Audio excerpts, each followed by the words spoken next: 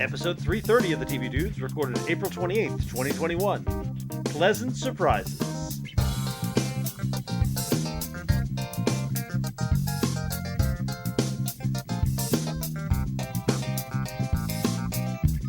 This week we're talking about pleasant surprises.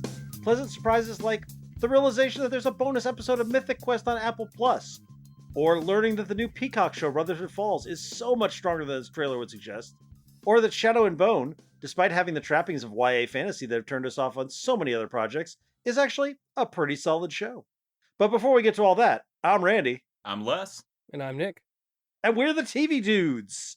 First of all, I want to give a shout out to Nick, who's been doing our audio production for the past few weeks. And I know that y'all have noticed the difference because his are much stronger cuts than mine. There's good stuff in there. I'll tell you what, Randy, a lot of people have like a instinct to like not, take a whole bunch of credit. And that is something I don't have. I'm not humble or humiliated at all. So anytime you want to compliment me or say how awesome I am, you feel free, my friend.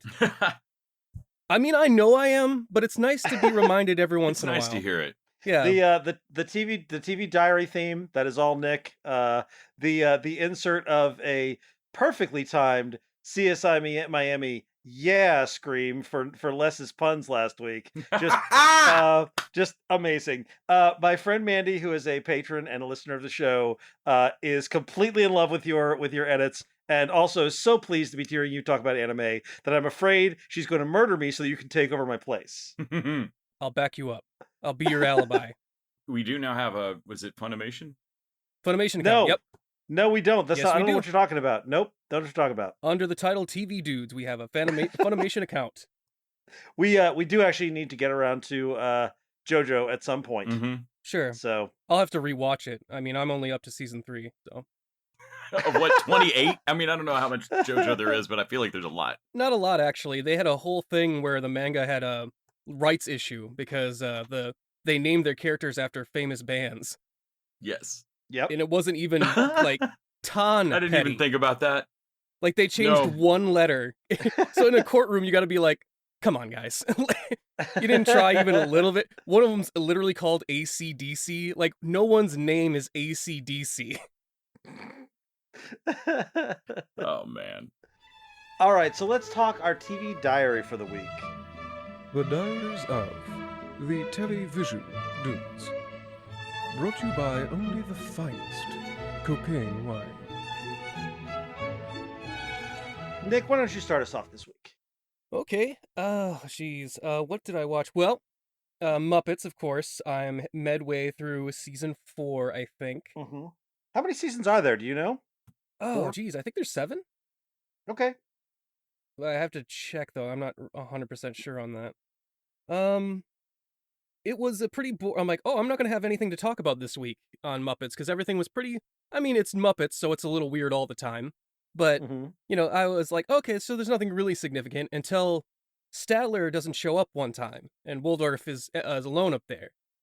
And I noticed it in the intro, because every intro is different, by the way, which is really cool. I like it. And also must be a bitch on the edit, especially in the 70s. And Kermit calls it out like, hey, we only have one old fuck up there. And he's like, yeah, my wife used Statler's ticket. And so his wife comes out, and it's Statler in a wig, using a different voice actor, and they never say it's Statler, so it's a different character, I guess, that looks like Statler. And I'm not sure which is weirder, if this is an old married couple that sometimes Statler just dresses in drag every once in a while, or if he found a woman that looks exactly like Statler and is like, I want to fuck that. Either way, no matter what option you think of, it makes you think of two old puppets having sex, and that's not good. And I did not want that. And I was like, thank you, Muppets, for letting me think of that. I don't appreciate it. You're welcome. Also, I noticed that, you know who I never talk about when I'm talking about what the fucked up shit on the Muppets or who's interrupting? The band.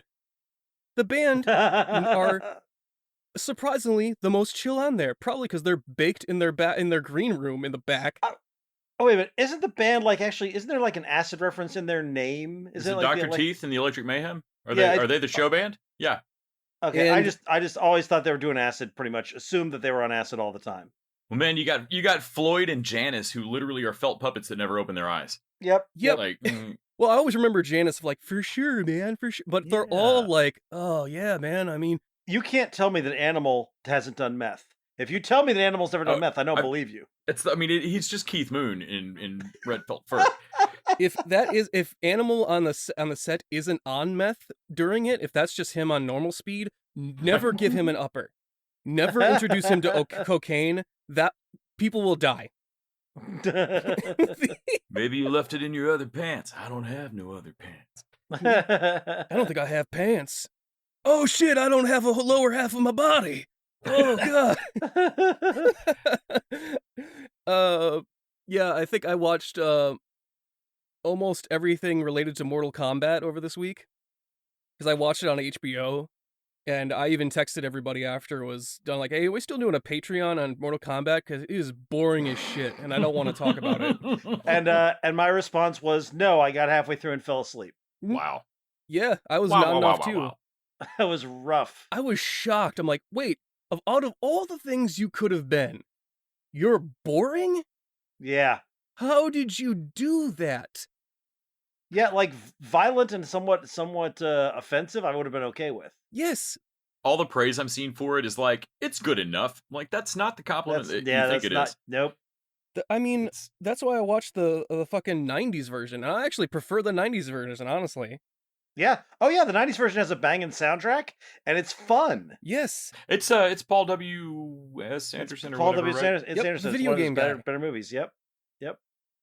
It's the gem of his oeuvre. Yep. And yeah, so I watched the original 1990 and then I watched the Mortal Kombat movie they just did out with Scorpion. That one is the best out of all the things I watched. That has Joel McHale as Johnny Cage, and that works like you wouldn't believe. What is this? Is this the YouTube thing, the Legacy or whatever? No, not that. It's an animated thing called Scorpion's Revenge. Oh shit! It makes Okay. Scorpion the main character, which when you saw the movie, I thought they were gonna do again, because I was like, oh, cool, he's neat. Yeah. Instead of like whatever Cole or whatever his name is, guy I Mhm. can't remember, like a walking fucking melatonin bottle. I don't know. And yeah, Who was Captain Boomerang? What's the actor? Is it Jai Courtney that plays the forgettable character? No, and that's everything? the other one you're thinking of. Not Sam Sam Worthington. Worthington. Nope, No, not Sam okay. Worthington. He's the God damn it, Jai Courtney. Yeah. Yes.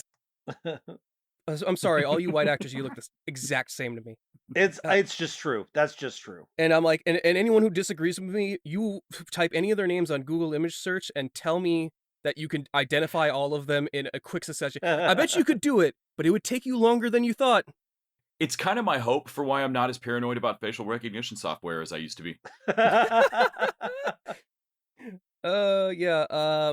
Let's see, what else did I watch? Oh, I finally got onto the iTunes account for TV Dudes, so I got to catch up on all of Mythic Quest, so I got ready for the final episode. Love that show. You hadn't seen it before? Nope, hadn't seen it before. Love it. I'm so jealous that you got to watch all of it together. I got to binge it all the way up into the bonus episode, and that was a man. great experience. A great experience. I loved it. Oh, How wow. about that one-off fucking flashback? That Yeah, flashback, the Krista Milioti episode? that flashback is the good version of the flashback in Them. It is its own show. I mean, Yeah. like I feel like I got a satisfying show out of that episode, Yeah, which is agreed. phenomenal. Yep. Yeah, and then what was it? Oh, are you guys interested in playing Stranger Than Fan Fiction again? Well, when we get through the TV diaries, we will. Yes. Okay. Yes. Oh, that's going to be a new segment. Yes, that's the new Yes. segment, sir. Oh, I see. I thought it was part of my TV diaries. But I'll get you. I get you. Okay. No, it's a new separate. Sure. Well, I watched a bunch of stuff for Stranger Than Fan Fiction in advance so I could be ready.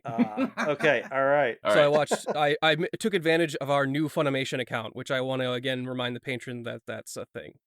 Stop that. Stop telling people Stop doing that. Stop telling people that. All right. So to forget about that, Randy, what did you watch? Shut up, Nick. So I finished up Made for Love, watched the last 2 episodes, and yeah, I'm very, very curious to see what a new season of that will look like. How was that finale? It was good. I really Yeah. liked it. I dug it. I watched episode 2 of The Nevers. I have not watched episode 3. I am just interested enough to keep watching it, and I hear it keeps getting better. I'm not quite there. I watched last week tonight, which is always good. Kept up with Invincible, which again, I'm not hate watching it, but I'm not love watching it either. I'm just watching it because it's on. Do we want to wait to do a rant about Invincible until the next week where it's I done? think we should. Yeah, I think but we should let's- let it train wreck pile up a little. Yeah. Well, and next week is its finale of the first season, I think. So Yeah. so we can talk about how the hell that is. God 8 damn it, episodes the of TV. pacing is so fucked up. Yep, I don't feel like uh-huh. we are building towards a finale at all. I love Weird, Les was weird. like Les was even like, hey, we'll talk about it next week, but he couldn't contain himself. Like, fuck this No, show. you can't. Well, You have I to- didn't realize yeah. next week was going to end. Jesus Yeah. Christ. Yeah, No. yeah. The I pacing. I did finish the Falcon and Winter Soldier, of course, which I adored. And then I watched the latest episode of Zoe's Extraordinary Playlist, which continues to be one of my favorite shows on TV. And then, of course, all the homework. What about you, Les? Let's see. So my week was a little weird. I have a ill family member, and so we ended up watching kind of whatever was on the TV for them. Mhm. So I did watch some Elementary. I finished out, not finished. I think there's still one more episode to drop, maybe, of Resident Alien. Okay. Peacock's been so slow to trickle that out. I love that show. That's wonderful. It's really good. And of course, I watched Big Shot, which is remarkably fun. Mighty Ducks Game Changers. Invincible. I can't look away, but I'm not entirely Yes. in love with it. Yes, that's it. Of course, Falcon. Then I watched some 30 Rock. Fanny and I ended up watching You've Got Mail, which Yeah. I have seen once. Same, once. I've now seen twice. Didn't you date in the 90s? How have you only seen that movie one time? I've seen Sleepless in Seattle more, and I think I just mixed up. Oddly, I've seen pretty much all Doris Day movies. Wait, are you saying that You've Got Mail and Sleep in Seattle are not the They are same movie? different 'Cause- movies. I was Okay, all right. mistaken. I did They're not. technically different. They are technically different movies. It's a difference without a distinction. It is. But I mean, they met on the internet, guys. Through That's through so email. weird. Email. So weird. It's that honestly, that alone was worth the price of admission. Also, whoever set out to make an updated Doris Day movie and was like, "Who are we going to put in the Rock Hudson part?" Tom Hanks. That's a great idea. Who should be Tony Randall? Dave Chappelle. That is a fucked up casting decision, y'all. And it's great. It is great. It's one of the most fun parts of the thing is realizing, holy shit, that's Dave Chappelle. So I also watched Lethal Weapon, Top Gun, War of the Roses, Sergeant York, Godfather, Godfather 2, Coda, The Death of Michael Corleone, which is superior to Godfather 3 and really fits. That is the director's cut that got done last year. Yeah. Avengers Endgame, Yentl. There's no fucking way Yentl would come out in the theaters now. The movie is so odd. Yeah. And I don't just mean that it's like a weird Fiddler on the Roof thing. It's like the musicalness of it, and like I cannot imagine that dropping. And that said, it was really watchable. I really enjoyed watching Yentl. Then of course, television with my folks, Wheel of Fortune, 911, 911 Lone Star, and Bull. How is Austin recovering from the volcano? Remarkably well. My mom asked me if I watched 911 Lone Star, and I was like, didn't they have a volcano erupt underneath us? Because we're an aquifer, right? Like it's literally water underneath us. The thing is, guys, I didn't realize you were talking about a show when you talked about a volcano under Austin. I thought, like, Absolutely. wait, is there a volcano under it along with the snowpocalypse? Rob Lowe totally handled it. On one of the episodes, I did watch a mom get like impaled by rusty trampoline springs. Like it pinned her to a barn door, like a shed door, and they cut the door off and take her on the roof. It was awesome. That show is fucking crazy. Awesome. Of course, one of the episodes also dealt with like end of life hospice stuff, and it was really fucked up to watch. Yeah. I was like, wrong time, wrong week. Yep. 911. Yep. Then I've got a very special interview coming up tomorrow that I'm very excited about. So I watched some Star Trek Next Generation. Mm-hmm. Les talking about volcanoes under Austin and awesome, horrible accidents befalling people. Les, I love you, and I've missed you. I've missed you since last week, and your the amount of TV you watched last week, which only seems to be increasing. All right, Nick, hit us with Stranger Than Fiction. Fan fiction. Sure thing. Stranger Than Fan Fiction. I was going to change up the format a little bit so that it's not as we can cut it a little bit closer. It was a little weird in the edit last time, so I have 2 shows here. One is real and one is fake. I put a random letter generator in there, and you're gonna pick one of them. I couldn't get it to do A and B because it was a random thing, but I feel like this is more appropriate. So your choices are J and X, Okay, all right. which I feel is right. It feels right. Yeah, that does feel right. And then if you don't pick the whatever one, I'll use next week and think up a new one. That way I'll have a bye week at some times where I don't have to think up an entire show off the top of my head. You got to get you like a D&D manual, like dice rolling table generator. Oh, sure. All right, so Les, this is your week to pick. J or X? X. X. Good choice. Okay. All right. So this show is about, let's see, we'll call it Where Anonymous. It's about a bunch of where shifter people. And this new guy, he thinks he's a werewolf. He comes into this werewolf phenomena. Now, this is not actually the weird part of the show. The weird part is coming, and let me know if you feel like you could feel the turn on it. Okay, so this brings me to a thing about anime that I both love and is one of the reasons I don't watch it. Every anime that's ever been pitched to me starts off relatively normal, and then there's a twist, and then another twist, and another twist. Like it'll be like, okay, so here's the deal. So it's a pair of rival ice skaters. I'm like, okay, that makes sense. And yeah, they also hunt demons on the side. And I'm like, okay, well that's not the weirdest. That's not the weirdest thing. Okay, so they're ice skaters and they hunt demons on the side. Also, their brother and sister. Okay, sure, one of them is an alien. Like there's always like twist upon twist until I'm like, why did they keep throwing these in? So it's a hat upon a hat upon a hat, but the third Yes. hat is also a sentient vampire. Yes. We're all busy now, Randy. We can only have time for like 1 or 2 shows, and they want to make sure we get all the genres in there. So if you watch 2 shows of an anime, you got like everything covered. Uh-huh. Where was? Oh yeah. So you were werewolves that were anonymous. Yeah, so let's see. One of them is a were-cheetah.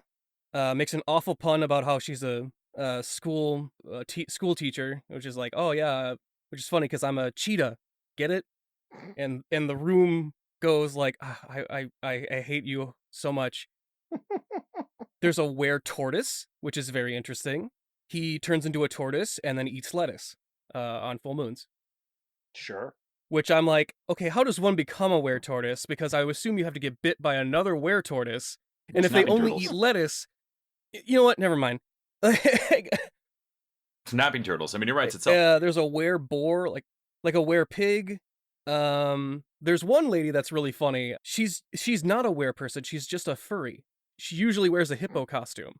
If I remember my Black Sabbath correctly, no more werepigs have the power. And God has struck the hour.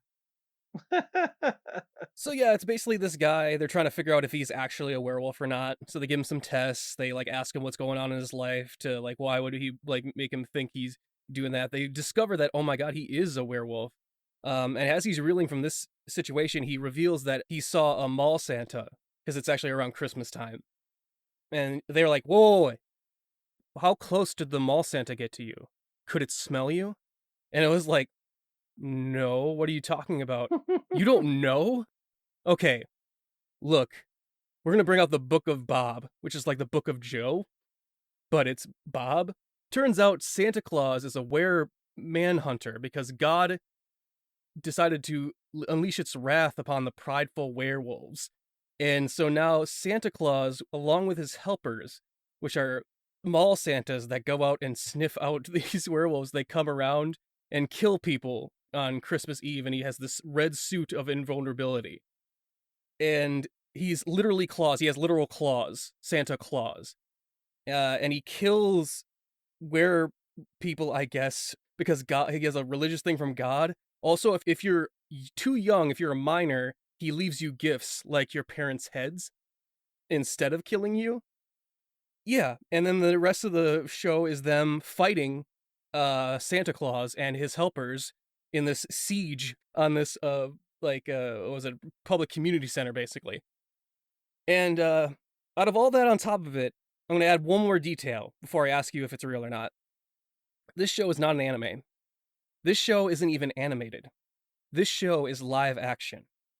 And they show a were-tortoise, a were-cheetah, a werewolf, and a were-pig in live action fighting a bunch of Santa Clauses. So, from your stunned silence... On the one hand, this sounds like a show written by just overhearing a group of 10-year-olds. Mm-hmm. Or percentage dice. And so on the one hand, that makes it seem like it can't possibly be real, but also I feel like that's the criteria for anime, or in this case, live action. And I can see kind of a Rita Repulsa kind of Mighty Morphin. Oh, you think it's a live action Japanese show? No, it's a live action American show. Holy shit! I also love the idea of Santa Claus being like, after seeing the Santa Claus with Tim Allen, I totally believe that Santa's a shifter. Like that's a shifter curse that happens once a year. I swear I was like, I kept going back and forth on this. Was like, wait, I don't think this can real? be real, because if it was American as a live action show, we surely would have heard of it. But didn't you just say it's a real Japanese live action show? Or are you lying to us? No, I said it was. I said it wasn't anime or animated. It's live action. So you've not given us the answer one way or the other. But he's not answered whether or not it's real or not. This may exist in his head. You're saying this is a live action American show. Yep. In that case, I am going to say it's not real. I'm with Les. No. Okay, so that's both your official answers is no? Correct. Yes. All right, guys, this show is real. Holy fuck. Oh my god! This show is actually the special holiday episode of Tales from the Crypt, the most recent reboot. Oh my god! And everything I fucking said happens on that. On Shudder or on look at I could see Les immediately looking it up. Like just holy crap. Go into it. Is this Tales from the Crypt or is it Creepshow? Creepshow. I'm sorry, I mixed it up. This is the Creepshow. All right, I'm down. I knew there was a Creepshow holiday special. And Randy, it has what's her name from the Pitch Perfect movies? The leader, the blonde. I can't remember her name. Anna Camp. Oh, Anna Camp. Yeah, yep, she's the were-cheetah. Oh my god. Damn it, Nick! Now I'm gonna have to watch this. I want to watch the fuck out of this. Jesus. I watched that last week and I was like, how does no one know about this? Yep, you've stumped us once again, Nick. And once again, truth is stranger than fan fiction. It is half a ween, y'all. So I feel like next week on Patreon we're gonna have to discuss this. That may happen. That may very well happen. Here we go. It's tricky to rock around. That's right on time. It's tricky. It's tricky. It's tricky to rock around. That's right on time. It's tricky. Speaking of Patreons, just a reminder, you can support us by going over to patreon.com/tvdudes. Throw us a buck an episode. In exchange, we get to keep up with our streaming services, pay for our hosting costs, and you get bonus content each week. This week, we're going to be playing another movie marathon, which might take a week to start because we may have to watch this crazy were-cheetah thing. We also have our $20 shorter level, so if there are shows you want us to throw into rotation, you can buy in at that level. Give us a couple of ideas. I cannot stress enough, does not have to be anime, even though JoJo is currently the next thing on there. Also, does not have to be weird as hell things like Big Dogs. You could submit good things that we should watch. I mean, you could. I know you won't, but you're not gonna. But you could. You could. We would appreciate it. Okay, let's talk about new business, and let's start off with the first pleasant surprise of the week, which is Mythic Quest. Which, less for you and I, it was oh shit, there's a bonus episode before it comes back in May. I logged on to rewatch or show Lisa the season 2 trailer and realized there was another that we were second to last on the episode. What? Yep. And then Nick got the biggest pleasant surprise. He got a full season of Mythic Quest, including the quarantine special, and the bonus episode. Yeah, I finally got to catch. I kept hearing about Mythic Quest from everyone I knew, so I finally got to watch that. And it is as good as everyone says it is, if not even more so. I love this fucking show. This is my new community. Like, it's so funny. And heartwarming, too, in weird ways. It's interesting, 'cause this is some of the people who did Always Sunny in Philadelphia. Yeah. And Charlie Day is... I love his character. It's Rob so weird. Rob McElhenney. Or no, Rob Manley. Oh, right. Yes. Yeah. Who am I Charlie Day is on the writing side. Yeah. But it's Mac, Rob McElhenney is it's Mac. Oh, it's Mac. Right. It's the other super buff Mac. Yeah. I forgot which Sunny guy it was, but yeah, he is such a great character. Of like, he is arrogant and has a huge ego, but also is pretty nice. Mm-hmm. He makes people feel good when they talk to him. Makes me feel like they're the most important person in the room, which is also might be a part of his narcissism as well. But yet sometimes it's exactly what people need to hear. So the whole thing with Pootie Shoes and all of holy that, shit, that so whole good. Fucking legacy arc of Pootie Shoes, I was riveted. I love Charlotte Nickdow, I think is her name, who plays Poppy. Mm-hmm. She is such a great match for him. Yeah, she's such a great foil for him, being the one that can actually code the game, but she's not. She's just so uncool. Like he knows what's gonna work, but on the other hand, he can't make it happen. Ian's being a real bogan. Hey, Poppy's being mean to me in Australian again. Also, in the quarantine episode, that was incredibly heartfelt. Like, oh yeah. In the end of it, when I realized where he was and he goes, "Open your door," I was like, "Oh shit, this is good." Like, yeah, very just like tears. And also Rickety Cricket.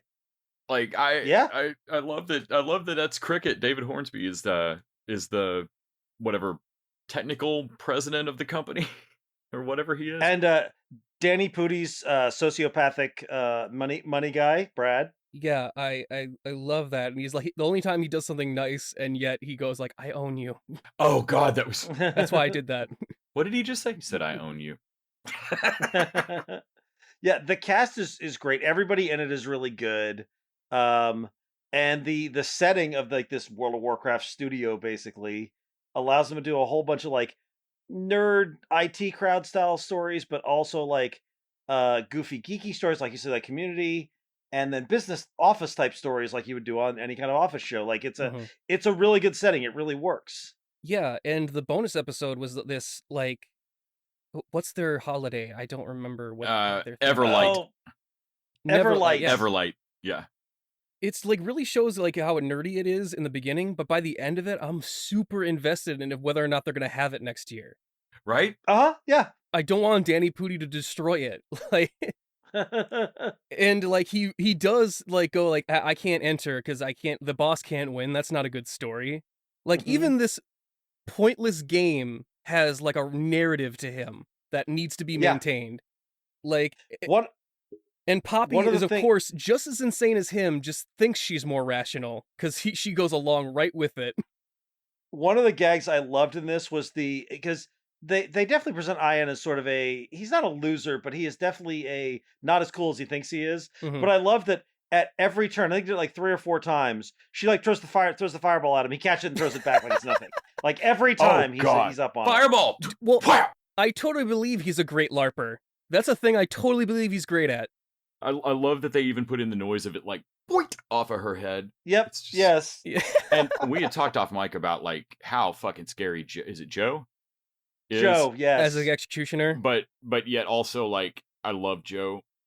like I know that Joe would like literally burn your apartment down with you in it, but I don't know the actress that plays Joe, and I probably don't want to know because I'm gonna ask her to marry me. Jessie Ennis. And I know, like, God, I would never survive a relationship with Joe, but I'm so attracted to her right now. See, I just want Joe to be my assistant, just like David, except that I know it'd be the same thing. She would just run over my life.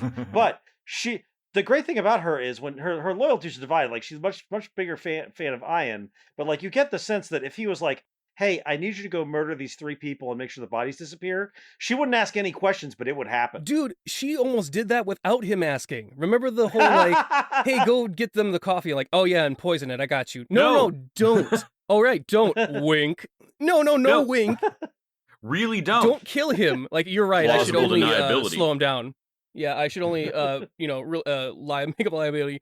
And she sends the Pootie Shoes the message to kill himself. And, like, well, that's how you handle bullies. That's how I handled my 6th grade bully. And she didn't kill herself, but she tried. Like, yeah. Like, no, Joe, I think you were the boy.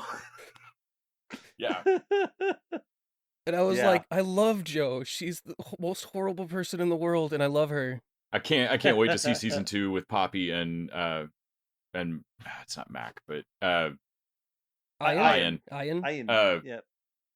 That's right, because his dad always called him Ian.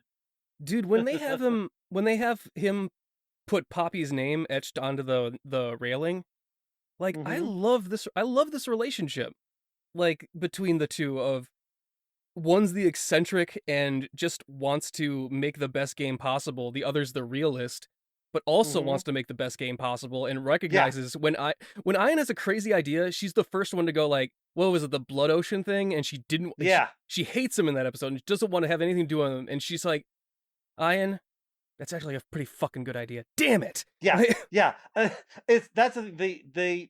It'd be so easy for him to just be an insufferable twat, and for her to be always the good. But sometimes she's the one who's, like, not thinking big enough, or she's the goofball and he's the one who's right. I love the balance they've got there. Right. When she does the you know what? It is remarkably easy to do. You're right. Yes. Yeah, Yes. It's human and natural. Like, he totally go, like, I get it. Don't worry about it. Yeah. His ego's gone away at that point. It's like, no, yes, you're right. Yeah. This was super fun. I think season 2 starts in a few weeks. Awesome. I'm pretty sure it's in May, so we'll get to, and hopefully, I think Apple's a once a week thing, isn't it? Shit. Oh yeah. Oh, Yeah, because well. that's how I watched Ted Lasso, because I was watching it weekly. Mythic Quest, I came too late, so I watched the whole thing in a binge. But I'm gonna have to be patient for this one. Yeah, it looks like they are going to drop 1 and 2 at the same time, May 7th. So next That's week. good. I will say this: I feel like Apple Plus. A lot of people are like, also ran network or whatever. But Apple Plus's line of quality, like, they're really good. Dude, I'm on to Ted Lasso next, and I'm excited. I got that a few months ago when people were like, or whenever we first got Apple Plus, and we were all like, what the fuck's on here? I don't want to watch Servant. Yeah. I definitely shit talked Apple Plus on this one. I'm sorry, Dickinson's terrible. I hated that show. Yeah. But at this point now, like, when people are like, Apple Plus, I'm like, man, I haven't watched For All Mankind, but apparently it's great. Ted Lasso, straight up fantastic. Yep. Mythic Quest, straight up fantastic. Well, Apple Plus finally got me with Central Park, And I the just didn't Bob's get into Burgers that. animated, and I really enjoyed that. And then I watched Ted Lasso, and I was like, oh no, this is their show. But then I watched Mythic Quest, and I've only watched a couple episodes of For All Mankind. I couldn't quite plug into it, but now that it's a season 2, I probably want to go back and dig into it at some point, because their level of quality, while they may not have everything, the stuff they've got is among the best stuff on TV. Mythic Quest and Ted Lasso feel like HBO level, like, production-wise and writing. Absolutely. Like, they are really good. Absolutely. I couldn't believe it. Yeah, if you were to tell me that Mike Schur was involved in this, I would believe you, and that is one of the higher compliments I can pay a This show. is Arliss good. But that does bring me to talking about Mike Schur and his new show, Rutherford Falls, over on Peacock. I don't know about you guys. I've noticed that Mike Schur, there's 2 different kinds of Mike Schur shows. There's this is a Mike Schur show, like The Good Place, Parks and Rec, Brooklyn Nine-Nine, where it is clearly, like, he may not be show running it, but it is a show that is near and dear to his heart. And then there are shows like, what is it, Abby's Place? Yeah, Abby's, yeah. Where he's clearly partnered with someone to get it made, but it's their show. But it's their show. And Rutherford Falls started out to me, because it was co-developed by him and Ed Helms, and then they brought on Sierra Teller Omelis, who is a Navajo and Mexican American showrunner, once they realized how much of it was going to be set in a sort of indigenous heavy place. Good. They're like, and I thought, that's a good thing. But as I started watching the first couple episodes, I was like, is this an Ed Helms show? Like, I'm not sure if I'm loving this. It seems like it's not getting me. And then about episode 4, there's some laughs in episode 3, and then about episode 4 it took a turn, and I was like, oh no, I think I kind of like this. And by the end, I was in love with it. Episode 4 gives Regan time to shine.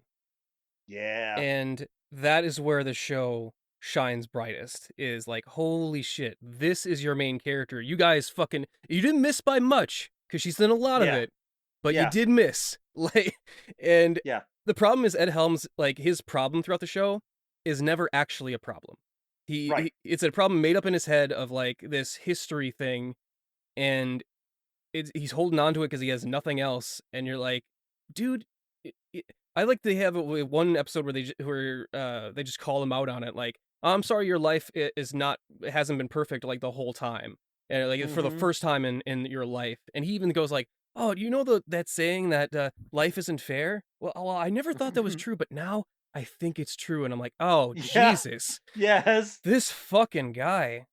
I texted you guys as I was like 1 or 2 episodes in, and I'm like, do I hate Ed Helms? And I was like, no, you don't, Randy. Ed Helms is awesome. But then I started watching and I'm like, holy shit, I might hate Ed Helms. This isn't great. Might have to eat some crow on this. But I think part of the secret here, he is sort of the Michael Scott, and he is the Michael Scott in the early parts of The Office, where he's kind of unpleasant, and you kind of want him to fail. Honestly, it's what makes I don't understand. Like The Office, I can only watch about 2 episodes at a time, because like I literally any scene with Michael Scott is not funny. It's painful. Like I fucking hate him. But the secret weapon of this show, that as far as like getting Nathan Rutherford to be likable, that's Ed Helms' character, is Bobby Yang, who is a non-binary personal assistant, unpaid intern, who is like Joe over on Mythic Quest, like ride or die for Nathan Rutherford for some reason. We never find out why. I don't know why they are, but it's like best side character. Like just every sassy comeback, it's just great. The fact that Bobby is so loyal to Rutherford and his museum and all that makes me buy into it. I'm like, okay, I don't know why Bobby is so loyal to all this, but the fact that they are tells me that I should be as well. What do they say about like when they start to discover Ed Helms' like long lost history? Like, I'm in for this drama. Like I'm in for this train wreck the whole way down, and I'm like, you know what? I'm kind of into it now too, Bobby. I also think Nathan. One of the missteps they could have made is they could have made Nathan Rutherford, because they're definitely playing off the statues being torn down and how the indigenous people were treated by America and that kind of thing. Like, I'm sure show is always about something, and this is definitely about sort of how indigenous people have been treated in America and how they've managed to overcome that in some places, and also where the contrast of being proud of your history and being a shitty racist comes. And they could easily have made Rutherford one of these kind of clueless white guys, kind of like the guy who plays his brother here, who played in The Good Place, who was the right, he was the trash bag from The Second Experiment. The Good Place. They could easily have made Rutherford a guy like that, I'm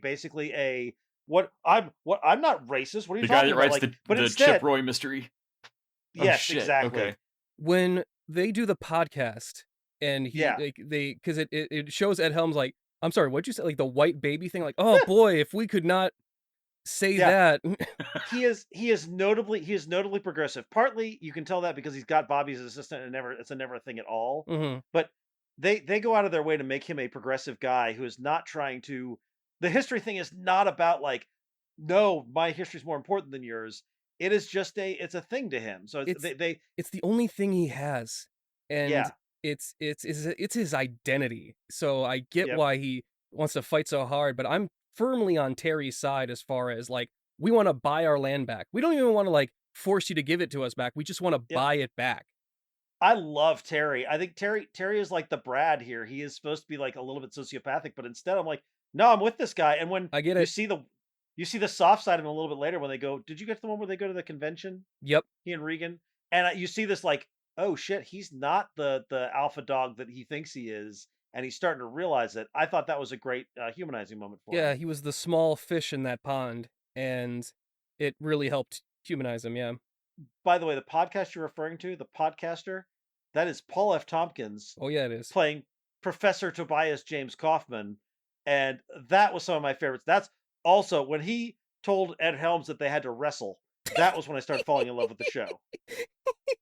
Yeah, and of course the podcast thing, I always notice this too, of like, and it's just me, but the mics they're using, I'm pretty sure those are condenser mics, and you're not, I think they're pointing up. I don't think you're capturing sound there the right way. They don't point that way. But then again, like they have water or like scotch and ice with glasses right next to the mics, and I'm like, well, that's awful. That's just. And then of course the mic stands aren't the right type. And then the room has like there's not even a acoustic. You know what? Never mind. No one but me finds this annoying. The other thing I'll say about Rutherford Falls, and Les, I don't know if you watched any of this other than the I trailer. did not. It's worth watching, and I think one of the things is that trailer. You know how Parks and Rec has that season 1 that's just rough, and it's all about the pit, and like this had this thing of like it starts with a statue of his ancestor in the thoroughfare, and they want to move it, and they make out like that's what the show's going to be about. And it is about that statue just as much as the show was about the pit. Like the first like 2 or 3 episodes of this feel like So the whole first season, and then I can get into it in a year. No, except it's not the first season. It's basically like the first 2 episodes. Cool. Because that pit shit ran for way too long. They got over their ugly part fast. Like the first 2 episodes, I'm like, is this going to be Parks and Rec for season 1 again? And it is to some extent, but they don't wait a full season. It takes them a couple episodes. It's kind of like they didn't know how to get started. Like we know where we want to go, but we don't know how to start this thing. And exactly so that. They just like just anything to get it on the ground running. As long as we get it running, we'll get it eventually. And yeah, I love Terry's relationship with his kid. Mm-hmm. He's so invested in having her sell that beadwork, and it's like, dude, you worked hard so your kid didn't have to hustle like you did, and yet he's still like, no, like I think he's just worried that like don't ever let anyone take advantage of you. You take advantage of them. That's how this works. That's there's only victims and bullies in this world, and you got to be the bully, like, and taking it from other people. And I'm like, I see where this guy is coming from and why he's so aggressive and even shitty to the mayor, who of course is in this show was my I'm super attracted to her, but only when she's really shitty to Ed Helms.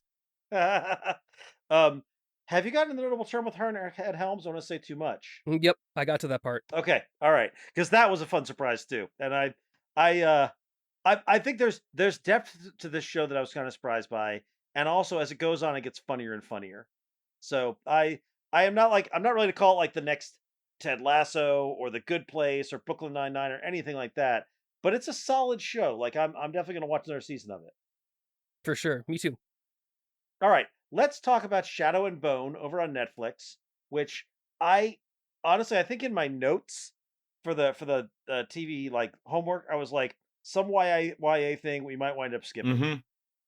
Yeah, for some reason the title makes me think of like it's like a elven or like a mystical version of Netflix and chill. Like, Shadow Magic and Bone. We're gonna Shadow Magic and Bone this weekend. Little scry and thigh. That's too good, Les. That's too good. This is based on 2 series of books. There's a Grecian novel trilogy. Shadow and Bone is the first book in that series. And then there's a Six of Crows duology, which, and I knew that the characters from like different timelines, and I didn't know how they were going to square that. I don't know this, I just saw people talking about it. Yeah. So apparently, the Six of Crows, which is the series that I want to read, that's the sort of the heist crew. Okay. Kaz and Inej and Jesper, all of them are from the Six of Crows. Alina and Mal and the General Kurgan, those are all from the Grisha novel trilogy. Yeah, with handsome Jigsaw. And I gotta be honest, I liked all of it. I enjoyed it. The stuff with Kaz and his crew, that is where it shines. Yep, loving that. Yeah. The ingenue with magic, destined to have magical powers, torn between 2 good-looking men. I have seen that YA trope 100 times, and it's done well here, but I've seen it so many times. I like this Guy Ritchie crew that doesn't give a shit about anything else, but like just making money they gotta do in this mystical world, like all this like destiny and shit is going on, and they're like, fuck that. Like we need to make sure we get money so we can keep our fucking casino.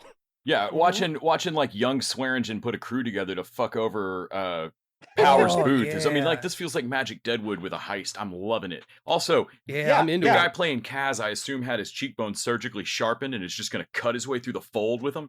because like Dude, holy he looks shit, so dude. evil. Uh, Like, but I'm loving all of that. The other part I also am enjoying, but it feels like a different channel's production value, but it feels like it could be, if you told me this was the same world as Motherland Fort Salem, if this is what Yeah. Catherine the Great's Russia looked like while we were Yeah. burning witches in Salem, I'd be like, yeah, that could be one show. I could see Motherland being US troops and this being yeah, what the Russians look like at the front.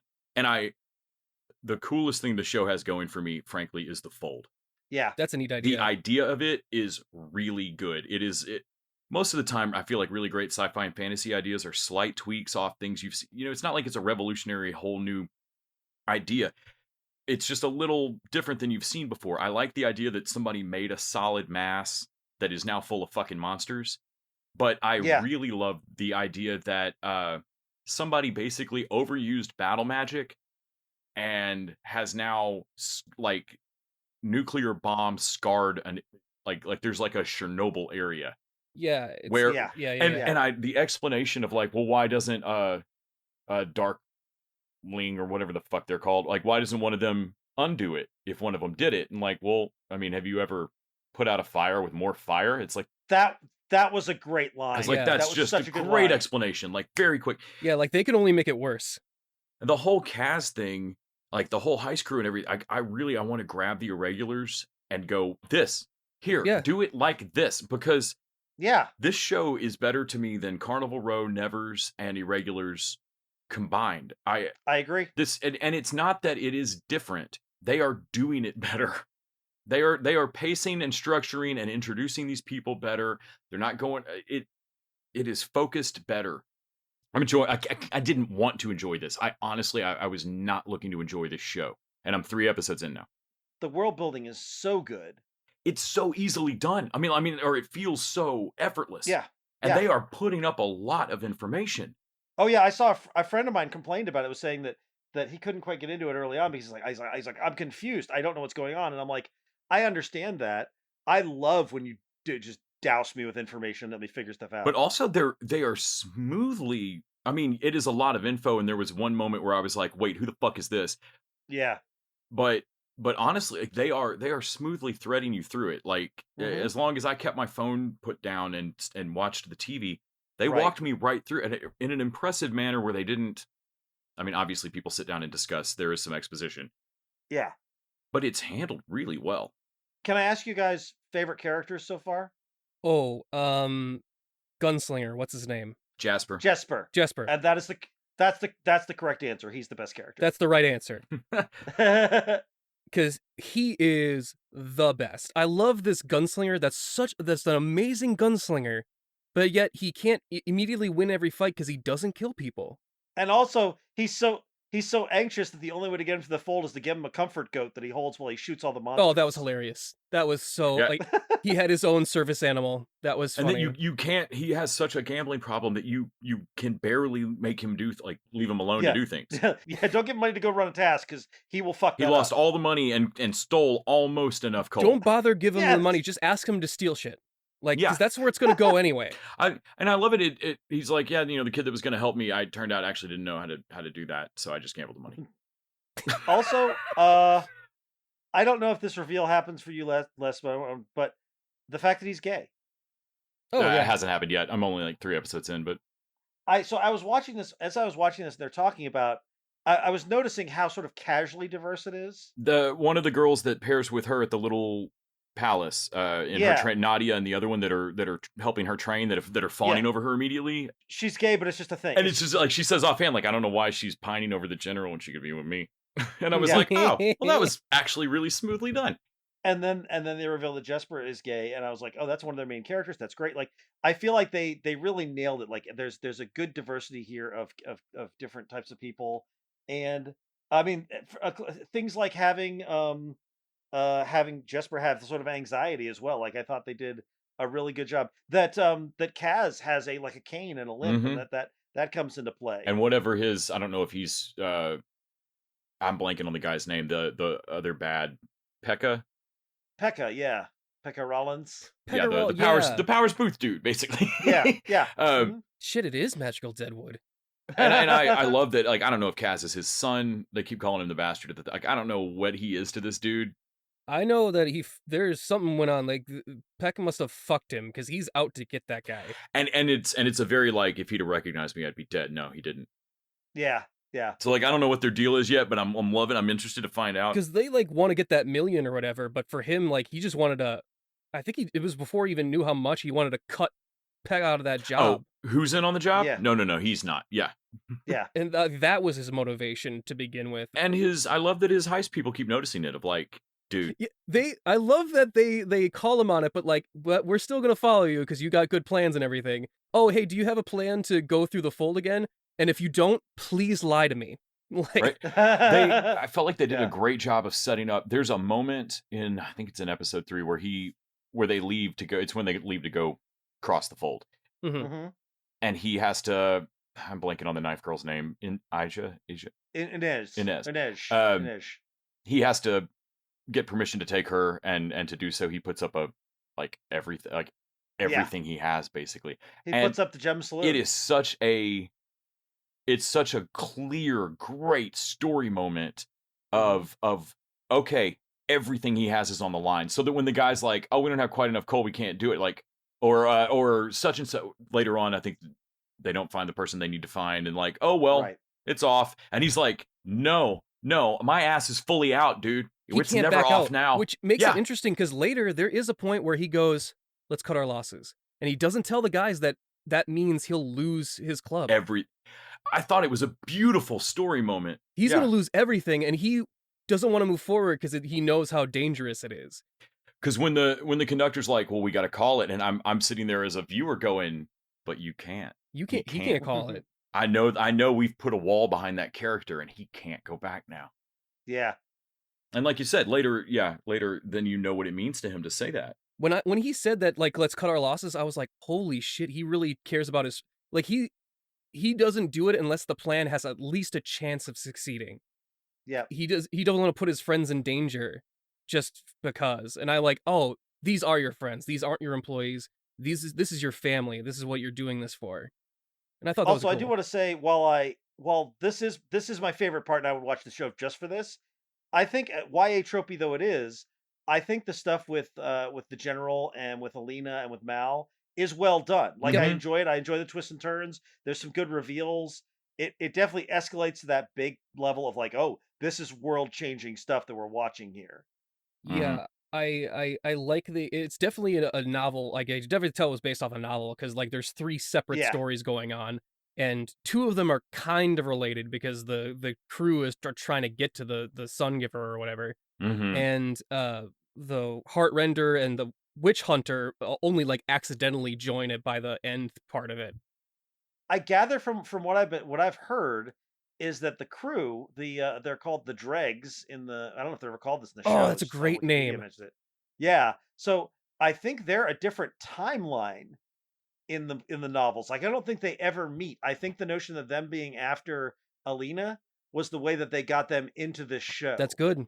That's a good. So yeah, so I'm really curious to read the novels and see how that all. Yeah, how it might be they're separate. wildly different. now. Obviously, whoever made the show was like, we need these characters in from the beginning. We can't Yeah. wait till season 2. I understand was that you smart. pitched this YA love triangle thing and everything, but like, we're shoehorning these motherfuckers in. Yeah, we need the fantasy heist because it's the cool stuff. But fantasy heist. So I do have It's magic heist, guys. It's a magic heist. one gripe I have about it. The world building is all sort of this faux Russian, this really interesting faux Russian, and then their enemies like the Vikings, and then the Shu, who are like an Asian country, and it's also goddamn British instead. Yep. like I understand, I know that fey British actors are easy to come by, but I'm like, man, this feels like every English production I've ever seen. I wanted more. I wanted, dirt. I wanted Russians. I wanted something a little heavier, and these guys all feel like British people playing Russians. The only guy that has an Eastern European accent is the Witch Hunter. Yeah. And otherwise, yeah, it's British. And then, of course, the I have to be reminded that she's like, what do they call it? Shu? Like their Shu. version of like Yeah. Asian or whatever they're Yes. doing. Because it's not very obvious in the actress. Yes. And because it doesn't really show up in the like I forget that they're racist a lot. Like, oh right. It happens. Later on, it is actually a problem for her, and there's a reason. And I'm like, okay, that makes sense why she would be half Shu. That this notion of like, oh, she can't just like disappear when into civilization now because she's obviously not from here to those people who don't know her background. Mhm. And I'm like, that's the reason. But I did see a friend of mine was like, it was kind of gripe, and I thought it was a fair gripe, was sort of a why are right, especially right now, do you have someone who's sort of like, is there Asian racism in here only for to make her life a little harder? It seems like it Yeah. feels a little tone deaf. Also, like the no matter where you're from either side of the fold, your accent is exactly the same. Yeah. The thoroughness of the kind of half-ass British accent is really annoying, and it made it took a minute, I think, until Randy texted me back of like Russian. I'm like, is it? Oh, Yeah. I guess they are supposed to be Russians. To me, when she says that she can't blend in, I'm like, can't you though? You look exactly look the same to exactly, all these people to me. The only reason that I mean, this show's bound to have been in production for a year, and the books were written before Sure. that. So I 2012. Yeah. so I don't feel I like give they them a shoehorned pass. any of this in. But also, I mean, George Takei spent part of his childhood in a concentration camp in America. Like Crystal City, Texas was a concentration camp for Asians in the 40s. Yeah. Like, you look like, if you look like the enemy, we are fucking terrible and we'll probably do something horrific. Yeah. And so it made total sense of like, oh, Yeah. you look like the people that we were fighting when all this shit happened, so Yep. nobody likes you. It didn't bother me too much. I just felt like it came in and out. Like it was only Yeah, it was I only agree. prevalent when it was useful to the story and not any other time. Yeah, they lean a little heavy on like, well, most of these soldiers are great, and then you run into an asshole. But like the production values are spectacular. Like the costumes look Russian, the sets look Russian. When they pull out cards and paperwork and shit, it's all written in Cyrillic. It's Cyrillic. And the Viking guys, the Fjord, they look like Viking guys. Like the production is like the Furta, the Furta guys. Fjorda. So that all looks like the look is there, but then they open their mouth and they're random British people, and it's like I got used to it. I rolled with it, but it was always sticking to my craw just a little bit. Mm-hmm. Yeah. I mean, and I get that that's just a thing. It's not like the Great didn't have British accents all throughout it, but right, yeah. But yeah, it's weird. I wish they tried a little bit of a Russian accent. Yeah. But anyway, this was great. It's probably going on, and maybe I don't know if it's in my top 10 for the year, but it's really I good. really enjoyed it. I'm gonna watch more of it later. Definitely worth a watch. Only 8 episodes too, so it's a pretty quick watch. So I'm 3 episodes in, and I kept thinking about this is only 8 episodes long. So far, the pacing has been fabulous. It's telling a lot of story. It's moving right through it. It just keeps adding people and adding stuff and moving me right through the plot and the process. And I kept thinking the difference between this and Iron Fist. Yeah. Which could have had a similarly exciting, badass kind of, I mean, a lot of the same magic, holy crap, stop this like Iron Fist could have had all of these same kinds of trappings and just didn't. I was like, it kind of popped into my head of like a show that kind of had the same pieces laying around and just didn't get put together this way. And instead was slow and weird. And mostly about 2 brother and sister business people. Yeah, that's what I want to watch Iron Fist do, a bunch of corporate stuff to get his company back. Barefoot. Oh, just mention the dragon. I don't need to see the dragon. Yeah, that's fine. Fuck. Well, guys, I think that's it for us this week. Oh, we're not talking about Falcon and Winter Soldier, the finale? Oh, do we want to talk about the finale? I'll talk about the finale. I'll talk about the finale. We've talked about it every week, so it'd be weird if we didn't talk about at least the last one. Shit, I'm surprised we're not talking about the finale right now. Surprised we're not talking Captain America and the Winter Soldier. Oh, sorry. Okay, I'm gonna faint, like, just shower this with praise, and I'm gonna say one thing Randy's gonna not like. Yep. Or at least I'm pretty sure. Yep. It's really good. I like the turn with U.S. agent John Walker. I like that when push came to shove, when he had a chance of being a hero, that was a classic moment to like not to pick revenge. But he's not Steve, but in the pit, there's a good person in there of like, when people were in trouble, his instinct was to go help them. There's a head nod between Sam and him. Yes. It's like, Yeah. Like, and Sam and Bucky kind of noticed it of like, you know what? yeah, You're all right. you fucked up, but you're all right. Yeah. Although I'll say this, I think the writers needed to hit that a little earlier than they did in the series, because a lot of my friends are like, "Fuck John Walker forever." There's no redemption for him. And They I feel wait like a long time for it.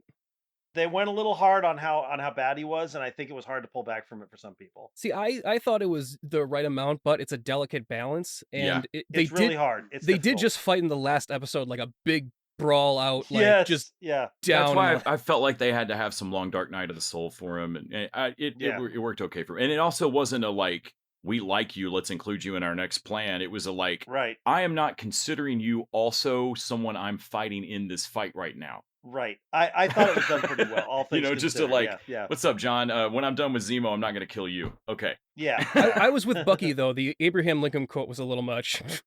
It was like, Lincoln, really? So, but Nick, I'm intrigued. You were saying you were going to say something I didn't like. What was that? Well, I'm going to say the costumes that they did nail, like in the comics, the U.S. agent costume looks exactly like it does in the comics. And the Falcon costume looks like to a degree that's scary of like, holy shit, right out of the page. And it reminds me, I don't like his costume from the comics. And You're not alone there. I hear that all the time. I'll say this. When they first did that costume in the comics, I didn't love it. I was like, this is a little awkward. I don't like it. But because I enjoyed Nick Spencer's run on Captain America Captain America Sam, I came to like it. And then I liked it well enough that seeing it realized so perfectly, I wound up liking it more. I like it better in live action than on the page.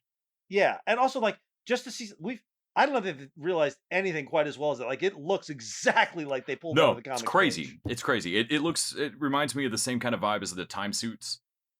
Yeah. Yeah. But I love that Wakanda made the most barfingly patriotic. Are you ready for some football? Whitest costume. like no matter how much white you wear, Sam, they're still gonna notice you're a black guy. Do you think it's possible Wakanda was trolling him? I think Wakanda might have been fucking with him. I think Shuri was like, looking through Walmart. We have a bunch of. We used up all the black vibranium. We have some white stuff. Like, we got to get rid of that. I think Bucky called him up. Was like, I need a favor. Can you make sort of a patriotic costume? And they're like, patriotic? Sure, we got it. Here you go. Or did Bucky call him up and like show him 3 options, and Bucky's like, that one, that one. Yeah, let's make him wear that one. Shuri's sitting in the Wakanda design group going, they really didn't call back? I have the real suit right here. I didn't think they were going to take the joke suit. Deeply want Sam to be in Wakanda at some point in the suit and see a much cooler one and be like, what is that? And Shuri's like, nothing. Oh yeah, no, nothing. That's the real one. That's the real one. Did Bucky not? We thought you were going to call. Bucky said you didn't want that one. Bucky said you were really excited about the other one. Oh, that'd be amazing. Yeah. So I will say this on the lens of again, I loved it as well, of course. On the minor gripes, I feel like they should have laid out exactly what the suit does. Like, just a little flashback to Ao and Bucky talking about it, because I understand as a longtime MCU fan that the suit is probably bulletproof and resistant to impact and that kind of thing, and that it probably enhances his strength to some degree. But everybody I know who only watches the movies and TV and doesn't read any comics are like, how the hell is Sam going to survive without the super soldier serum? You don't have any powers. And I'm like, yeah, that's a fair call. But he does things here that indicate that at least the suit is giving him some kind of power. Batman fights along the Justice League in fucking space. Sam can figure this out with some tech. Like, that didn't bother me. And I loved the landing and covering with the wings. It was so good. The wings give him an advantage of fighting that like the super soldiers don't. He's more maneuverable. I love that he's basically just straight up fucking better at using his gadget. Like, he's more ready for this than you are. Yeah. When he drops the wings into the concrete to hold against, is that against Walker or against somebody with super soldier strength? Well, in Winter Soldier, he said that he was part of this program for a while. That was his thing. So he's feels like he's had a lot of practice with these wings. He knows what they can do, and using them as shields, as weapons, as like distraction for another Mhm. punch. The only thing I would say is that with the other fights, either like Marvel does a great job of like spectacular fights like the helicopter fight, or really Mhm. small personal fights like the fight with Walker. And in this Mhm. one, Yeah, they didn't hit it on either one quite as good as they did in the previous episodes. I agree. And that's a shame, but But that helicopter thing where he gets the woman to take over that the was That was plane, cool. great. that was I like great. that. That was also they gave him Cap's other power, which is speechifying. When he Hmm. makes that speech, it could have been that could easily have been too saccharine, No, but it's and I great. think that he nailed it. Anthony Mackie delivered it perfectly, and the basically him like he's like, That's when he became Cap. That's the moment he. yeah, when he says a mad god or a misguided teenager, like basically the I like that. Basically telling them like, look, guys, this kid was willing to die to stop you. Why do you think that is? Are you really just gonna go like, oh, good, we've like, are you? This is a lot of fucking work. Yeah, I yeah, liked his answer, like when they asked him, like, "Oh well, I mean, what are we supposed to do? Like, this is hard." And he goes back, "Fuck you! Like, yeah, it's hard. You're the most powerful people in the world right now. You could yeah. house these people and feed them and give them millions of dollars. You're just trying to make up You just reasons to won't. not." It that seemed a little relevant to today, Yeah. doesn't Yeah, it? and I was like, "Yeah, they're just like, well, what are we supposed to do? Like, I don't know, anything, just." So I I have a couple other minor gripes. I love the show and I can talk about all the things I love, but I think the power broker thing was telegraphed, and I don't think it was the great ending they think it was. I think as a post credits, I would have liked the U.S. agent to be the post credit sequence. I think that's the post credit sequence. I don't want Sharon to be a villain. I don't want Sharon to be a villain, and I don't like I that. deeply wanted that call to be Nick Fury going, something's going on in Shield. Yeah. To be I fair, it need still you. could be. It could be. To be fair. To be fair. My imagination is that Disney's seeing the reaction to this, like they meant it to be. It's not a big dun dun dun reveal. It's more subtle, and Yeah. Sam and them don't know about it. So like, I'm thinking that Disney is trying to see, like, do people dig her as a villain, or do we switch her up? Like, it's a very easy Yep. narrative fix. People have also said they think that she might be a Skrull Oh shit, That that's great. That's great. because they are doing Secret Invasion, and that would be possible. That would be great, actually. That would fix it for me.